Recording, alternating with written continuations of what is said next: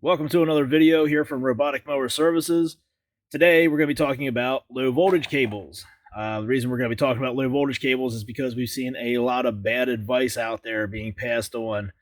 So we want to kind of give you the do's, don'ts, whys, hows, and all that kind of good stuff to make sure that you're using everything you should be using the way it should be used. Now what we have here is this low voltage cable right here. This is the most common one. This is used for everything that has a lower than 5 amp charging rate, and this is the one for 5 to 7 amp. So if you buy a brand new Automower in North America and you open up the box, you're either going to get this low voltage cable or you're going to get this low voltage cable. And you might be saying, well, you know, there's only 2 low voltage cables here. There's got to be more than that because there's the 100 series, 300 series, 400 series, 500 series, and all-wheel drive Automowers. So surely there has to be more low voltage cables than that. Well, there's not. Again, they have it broken down into less than 5 amps and 5 to 7 amps. If you look at the tags on one of the cables, if it's still on there, for the mowers that use 2 batteries or the all-wheel drives, they will have an exclamation point here in a triangle, charge current 5 to 7 amps. These do not have any indication like that other than the thing here about reading your owner's manual, not cutting it, and not hitting with a string trimmer. So we'll start with this cable here. This one is used on the 115H, the 310, 315, 315X, the 430X, 430XH. You know, if you had one of the old 330s or a 420, then you would have this cable here, I believe, for those as well. This is also used on the new E-Post mowers for the Beacon, and I believe this is also used on the 520 and the 520H. This, again, is going to be your most common cable because it fits so many models. This cable here, for the 5 to 7 amp charging rate, this is going to be for your 450X, 450XH, 550, 550H, 435X, and the 535.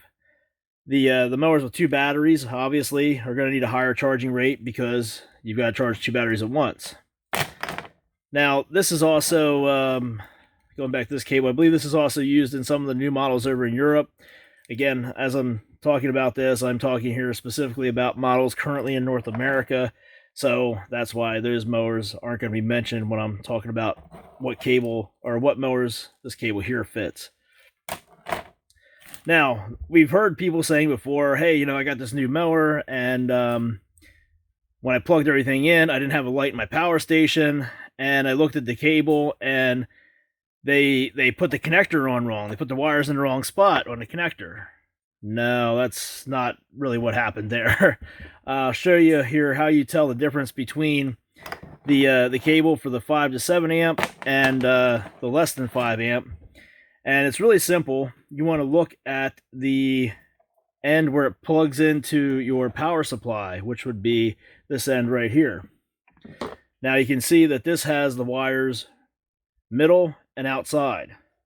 And if you look at this power supply here, this is a power supply for a 450X, 450XH, or an all-wheel drive mower. You know, this is a 7 amp power supply plug right here. You can see that they are not in the middle and the outside. They use both outside ports in this plug. So if you look at the 2 cables, let's get that here. There's the one we want. You can see you have this one here, middle and outside, and this one here, both on the outside. That's how you know this is the one for your higher rated charging capacity. Now, if you look at the other end, where it plugs into the charging station, they all have the same pin configuration on the charging station. And you're going to have your wires right next to each other. You're going to have middle and outside. And that's going to be on the same way on the 100 series, the 300 series, 400, 500, any of them right now in North America. They're all going to have that configuration going into the charging station. So you don't want to look at that. you want to make sure to look at the end that plugs into the power supply. And this is, again, this is a 7 amp power supply right here. You can see we got the wires on the outside like I was showing you earlier. This is one 4.2 amp for a 430X, 430XH. And you can see they've got the wires middle and outside. So if you try to plug in the cable for the 5 to 7 amp system, it'll plug in all right. I mean, all the connections are the same connections, but you're going to end up with power coming from your power supply going in through the middle, and there's no wire in the middle and the other end to come out. So that's just not going to work. That's when people say, yeah, they put the wires in the wrong spot, and that's why my charging station's not powering up. No, somebody just put the wrong cable in there, and that's what actually happened.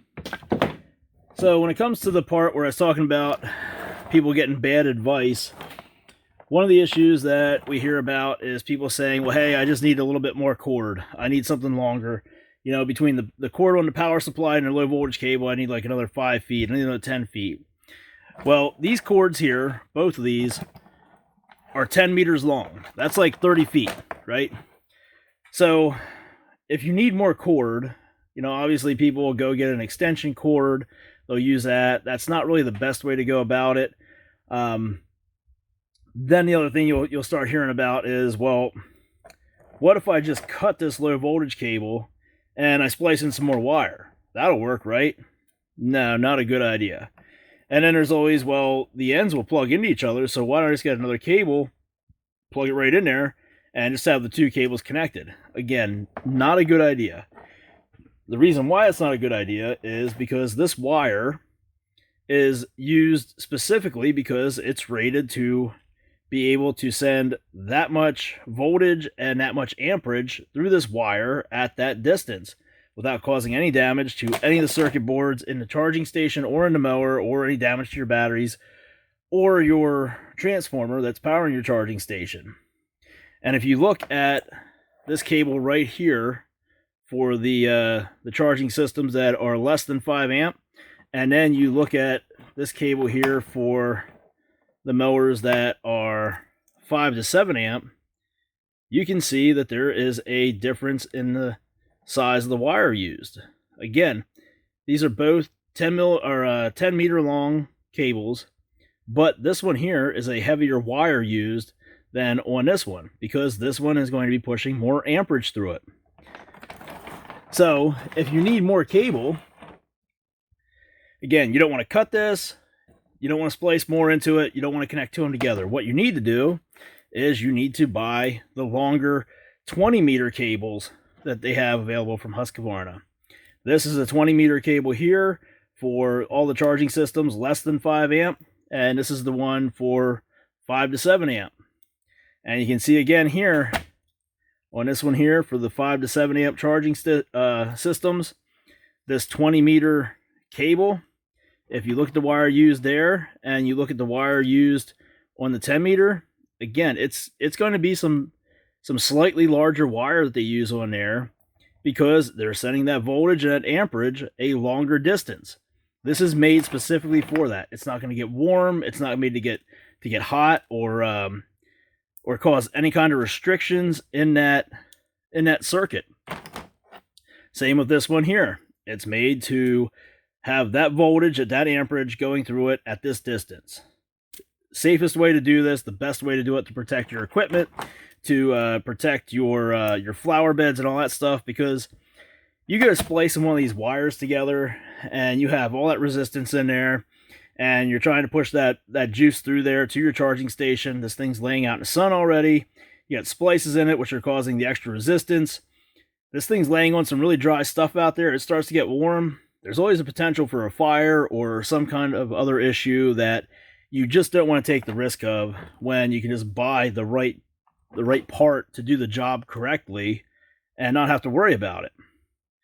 Now, to give you a better idea here of what I'm talking about as far as the right size wire for the length of the wire and the amperage and the voltage that you're trying to push through it, that would be like saying, well, I've got this wire right here with this gator clip on it.